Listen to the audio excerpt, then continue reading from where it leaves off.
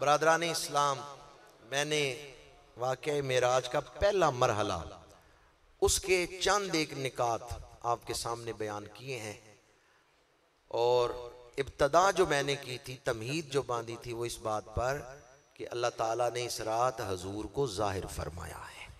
حضور کی شانیں چھپی ہوئی تھیں، اس رات اللہ نے حضور کی شانوں کو ظاہر فرمایا ہے۔ خطبہ کے دوران میں نے جو آیت پڑھی وَالنَّجْمِ اِذَا ہَوَا، اب اس کا ترجمہ کروں تو آپ کو آسانی سے لفظ نجم کا معنی سمجھ آ جائے گا۔ عربی زبان میں نجم کہتے ہیں ظاہر ہونے کو۔ جب بچے کے دانت نکلتے ہیں تو عرب لوگ کہتے ہیں نجمت السنو۔ جب رات کے وقت آسمان پہ ستارے چمکتے ہیں تو عرب لوگ کہتے ہیں نجمت الکواکب۔ تو نجم کا لفظ لغوی اعتبار سے ظاہر ہونے کے لیے، وَالنَّجْمِ اِذَا ہَوَا۔ مفسرین نے لکھا ہے اللہ نے قسم حضور کی اٹھائی ہے۔ حضرت امام جعفر صادق رضی اللہ تعالیٰ عنہ کا قول ہے النجم ہوا محمد صلی اللہ علیہ وسلم۔ اس آیت میں جو نجم ہے اس سے مراد حضور ہے۔ وَالنَّجْمِ اِذَا ہَوَا، قسم ہے ذات مصطفیٰ کی جب وہ ظاہر ہوئی۔ جب حضور کی ذات ظاہر ہوئی، شانیں ظاہر ہوئیں، شب معراج سے پہلے شانیں چھپی ہوئی ہیں۔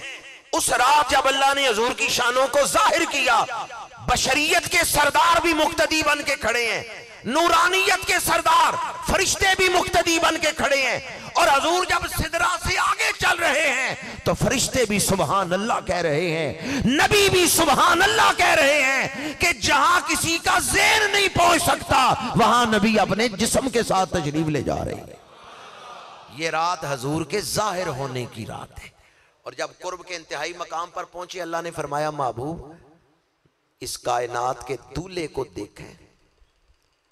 حضور عرض کرتے ہیں پروردگار دولہ کون ہے؟ فرمایا انظر الی نفسک، محبوب اپنے آپ کو دیکھ، ہم نے آج تجھے اس کائنات کا دولہ بنا دیا ہے۔ بریلی کے تاجدار لکھتے ہیں شب اسرا کے دولہ پہ دائم درود، نوشائے بزم جنت پہ۔ شب معراج حضور کے ظاہر ہونے کی رات، نبی کے وجود میں گہرائیاں کتنی ہیں، نبی کی شانوں میں وسعتیں کتنی ہیں، کوئی نہیں جان سکتا، خدا ہی جانے کہ جلوائے جانا کہاں سے کہاں تک ہے، وہیں تک دیکھ سکتا ہے نظر جس کی جہاں تک ہے۔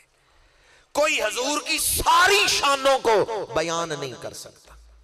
لا یمکن الثناء کما کان حقہ بعد خدا بزرگ توئی۔ قصہ مختصر اتنا ہی کہیں گے لا یمکن الثناء کما کان حقہ، جو حق ہے نا اس کے مطابق حضور کی شان بیان نہیں ہو سکتی۔ بعد از خدا بزرگ توئی، قصہ مختصر۔ 1400 سال ہو گئے، معراج کی شانیں بیان ہو رہی ہیں، معراج کے نکات بیان ہو رہے ہیں، لیکن کسی نے آج تک یہ دعویٰ نہیں کیا کہ واقعہ معراج کے سارے پہلو اور سارے نکات میں نے بیان کر دیے ہیں، کیونکہ یہ وہ سمندر ہے جس کا کنارہ کوئی نہیں ہے کہ دوسرے کنارے تک کوئی پہنچ جائے۔ جس کا جتنا علم ہے اس کے مطابق ہی وہ بیان کر رہے ہیں۔ بریلی کے تاجدار کہتے ہیں تیرے تو وصف عیب تناہی سے ہیں بری، حیران ہوں میرے شاہا میں کیا کیا کہوں تجھے۔ شب معراج میرے آقا کریم صلی اللہ علیہ وآلہ وسلم کی ظاہر ہونے کی رات، والنجم قسم اس وجود کی جو ظاہر ہو رہا ہے۔ تو میرے آقا کریم صلی اللہ علیہ وآلہ وسلم کی شانوں پہ پردے ہیں، اس لیے حضرت خواجہ اویس کرنی رضی اللہ تعالیٰ عنہ نے ایک موقع پر ارشاد فرمایا تھا کہ اگر حضور اپنا اصلی حسن دکھائیں تو کوئی دیکھ نہیں سکتا تھا۔ اللہ نے حضور کے حسن پر 70,000 پردے ڈالے ہیں، اور یہ 70,000 پردے جو ہیں، یہ جو کثرت کا لفظ ہے یہ کثرت کے بیان کے لیے ہے، یہ اس کی حد نہیں ہے کہ صرف اتنے پردے ہیں، ان کی حقیقی تعداد اللہ بہتر جانتا ہے۔ حضرت با یزید بستامی سلسلہ علیہ نقشبندیہ کے اکابرین میں سے انہیں روحانی معراج ہوئی۔ وہ فرماتے ہیں کہ میں نے سوچا میں آج نور محمدی کو دیکھوں گا، امام الانبیاء کے مقام کو دیکھوں گا، 1000 درجے رہ گئے میرے مقام میں اور حضور کے مقام کی ابتدا میں، جہاں سے حضور کا مقام شروع ہوتا تھا، انتہا میں نہیں، شروع ہونے میں، میرے اور اس مقام کی ابتدا میں 1000 پردے رہ گئے۔ میں نے ایک پردے سے ایک پردہ سرکایا، آگے بڑھنے لگا، ایسا نور میری آنکھوں پہ پڑا ہے کہ آنکھیں چدیا گئیں، میں دیکھ نہیں سکا، میں نے آنکھیں بند کر لیں۔ میرے دل پہ الہام ہوا کہ اگر اپنی جان بچانا چاہتے ہو یہیں سے واپس پلٹ جاؤ۔ اللہ کے محبوب کے حسن کو اللہ کے سوا کوئی نہیں دیکھ سکتا۔